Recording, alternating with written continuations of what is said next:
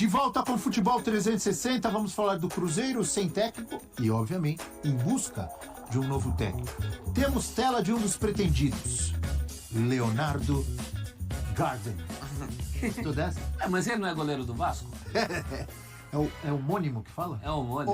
Homônimo. Bom nome para o Cruzeiro. Conhece um pouco do técnico Leonardo Jardim, português, 50 anos. Últimos clubes de 14 a 18, depois de novo em 2019 o Mônaco, Al Hilal na Arábia Saudita na temporada 21-22, depois ainda no mundo árabe, mas em outro país, nos Emirados Árabes, treinou o Shabab Al-Ahli. Yala Shabab! 22-23, 23-24 no Catar. Percorreu todo ali aqueles Emirados lá.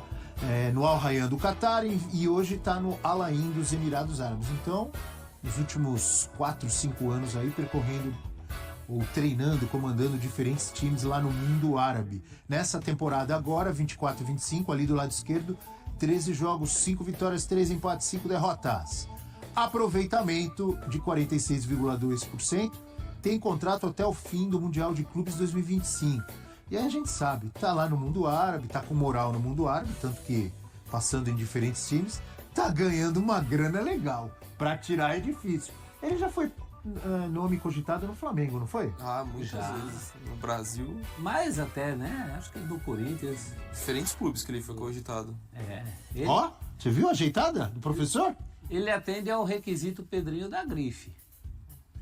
E agora o difícil é tirá-lo de lá. Difícil é tirá-lo. Que proposta? Porque pela sequência que a gente viu aí, dinheiro para ele não é problema, né? Porque rodou ali pelo mundo árabe, tem rodado. Eu até levei um susto que... O pessoal dizia antigamente, professor, tá cheio de petrodólares.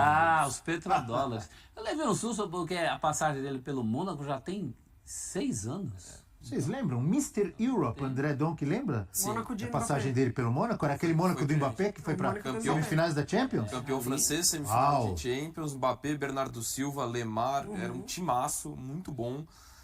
Ainda eram jogadores jovens, né? Ele é conhecido por trabalhar bem com jovens. Antes ele já tinha feito um bom trabalho no Braga, que é o trabalho que torna ele famoso na Europa, que ele leva o Braga para Champions. Antes era clubes menores de Portugal. A gente viu a habilidade dele com a bola. Ele não foi jogador, não. O Braga é aquele que tem os melhores técnicos de todos os tempos. Exato. Todo mundo passou pelo Braga?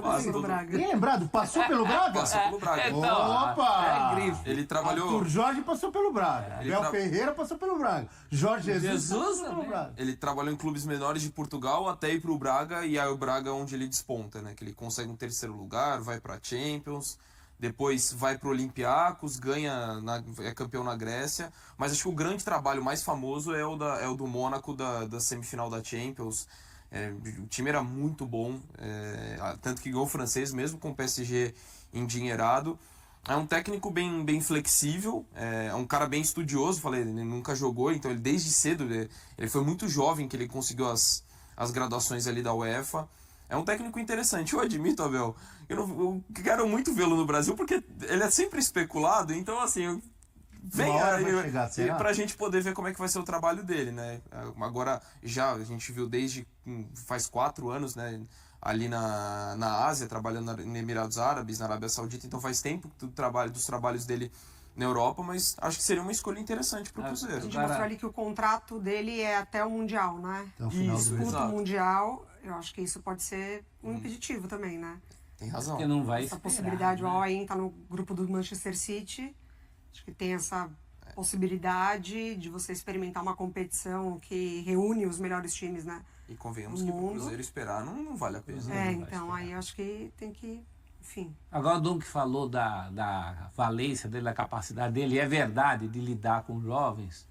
No caso do Cruzeiro, não é bem isso que se pede do técnico, né? Você tem que lidar com veteranos e com a sanha de uma diretoria que trouxe esses veteranos.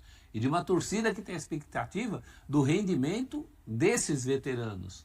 Nesse sentido, eu acho uma pena o caso Renato não ter dado certo.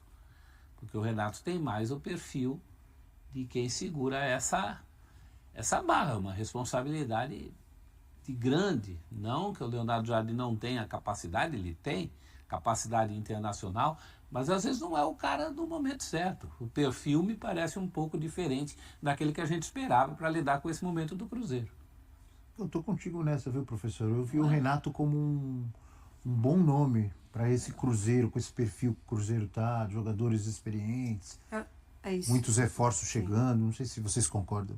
Não, eu concordo, mas acho que o Cruzeiro ainda tem um tópico ali que vai além dos jogadores, que é essa nova direção, né? Eu acho que é uma direção que, nas escolhas, não mostra muita convicção. Assim, da demissão do Seabra, da contratação do Diniz, de uma temporada que já poderia começar com um projeto novo, porque essa diretoria mesmo já não queria terminar o ano com o Fernando Diniz. Então, eu acho que essa vaidade por parte dos dirigentes, ela pode encaminhar o Cruzeiro para um outro momento, assim. Então, acho que é um grupo que qualquer treinador que chegue vai ter esse desafio de fazer render, com o Dudu, com o Gabigol, com o Cássio, com já algumas questões de torcida, mas eu acho que ainda tem esse extra por parte da diretoria, ainda mais por isso que o Renato talvez seria um nome importante, porque é um treinador que, onde chega, consegue de fato ter esse escudo, né? Assim, no meu trabalho ninguém interfere e vice-versa, mas não sei se para quem vem de fora vai ter que lidar com isso também. No fim, é o velho problema de troca de técnico no Brasil, né, Mari? E a gente pensa muito em nomes e menos em características. Não é quem queremos, é que tipo de treinador queremos.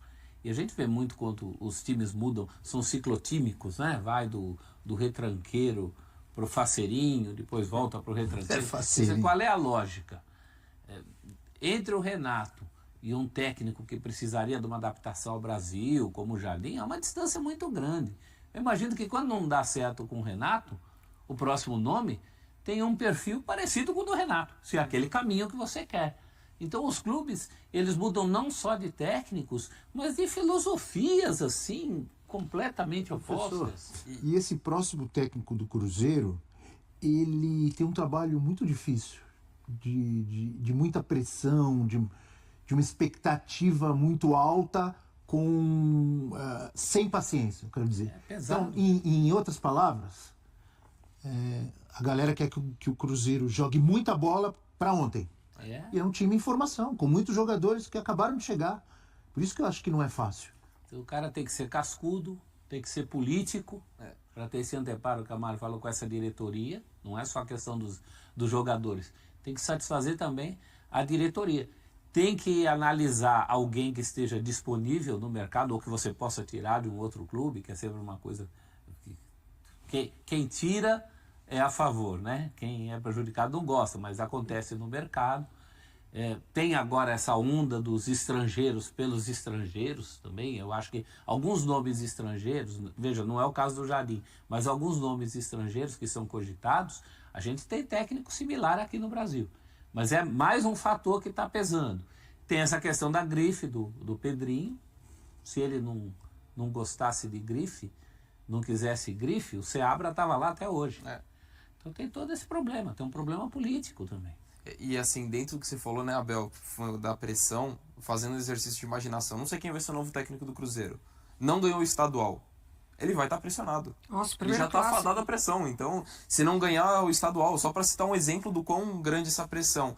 E até nessa questão que a Mari pontuou, que eu concordo, da falta de convicção, e que o professor também lembrou muito bem dos perfis diferentes de treinadores, também olha para o mercado de jogadores. Uhum. O que tá pensando num estilo de jogo, quando fez as contratações que fez, foi muito mais na grife. Lógico que o elenco ficou, tecnicamente, muito mais qualificado. Mas não tem uma identidade clara de filosofia de jogo. Então, assim, não tem convicção tanto na forma de jogo, em bancar os treinadores. Então, isso é algo que complica. E nesse cenário todo, eu também acho que o nome ideal, assim, pro Cruzeiro era o do Renato. Acho que era o nome mais adequado para a realidade do clube, pelos jogadores que foram contratados. E eu acho que para o Renato ia ser muito interessante. Lógico, é um dos principais técnicos do país, tem mercado, mas assim, essa oportunidade do Cruzeiro, não estou falando que ele não vai ter outra oportunidade grande, lógico que não é o caso. Mas acho que era uma oportunidade que seria muito interessante nesse momento para ele.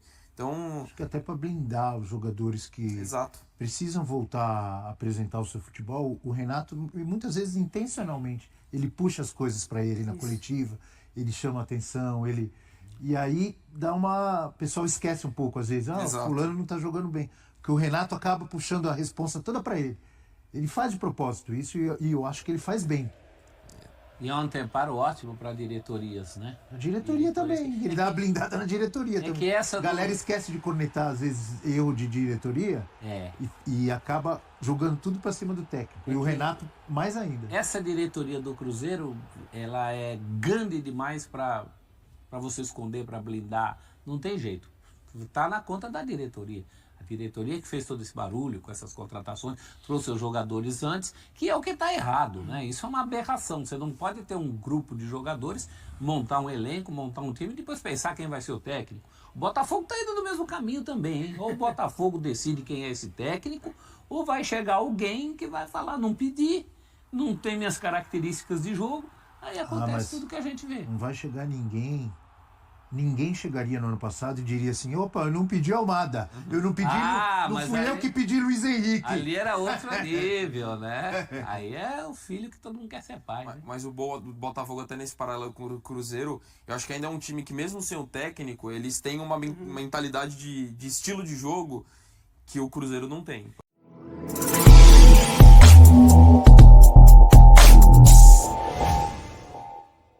A busca por um novo técnico para comandar o Cruzeiro segue a todo vapor. Entre os nomes mais cotados, 2 portugueses se destacam, Leonardo Jardim e Luiz Castro. Jardim, que atualmente comanda o Al Ain nos Emirados Árabes, é o preferido da diretoria cruzeirense.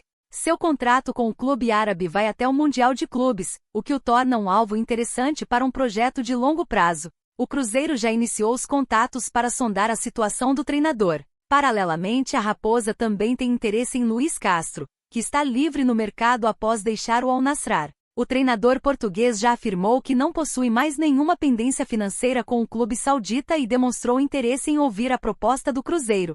E aí, galera? O que acharam? Deixem nos comentários. Não se esqueçam de deixar o like e de se inscreverem no canal e acionar o sininho para receber as notificações. Até mais, Nação Celeste! Vamos pra frente!